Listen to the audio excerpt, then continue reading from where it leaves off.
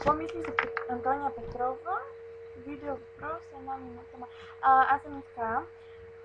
Антония Петрова, значи тя е от другия клас. Супер тъпо парче, някаква футболистка там ни се води. И само обижда Петя. Не знам, била пача, прави страници против нея във Фейсбук. Някакви... Кой колко... Не знам, супер смешно. Много е проста Антония Петрова. Това е мнението и на Петя, колкото знам. Тя не заслужава вниманието на никой. Супер е надута, нали, с някакво голямо самочувствие. Да, надута е.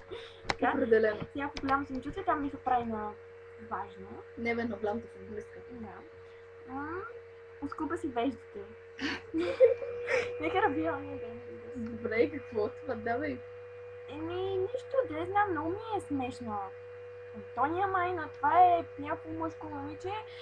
Пепи Г имитира я, като ме види по коридорите ми говори, Ивка, някак така ми се прави там.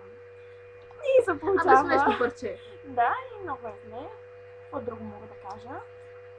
Там, че нали не имам нещо против Иляна, обаче тя с нея нещо там си говориха и направиха нали с тази страница за Петя против Петя. И след това не знам какво стана, изтриха страницата, обаче нали с Иляна бяха малко така комбина против Петя, което е супер тъпо, защото Петя нищо не ми е направила, те знам, те си решават да се оправят, мен не се тая за тях.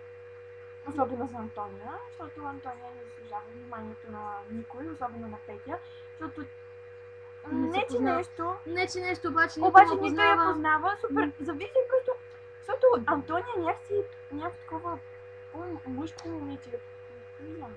Айде станаха 2 минути и 5 секунди, достатъчно. Чао.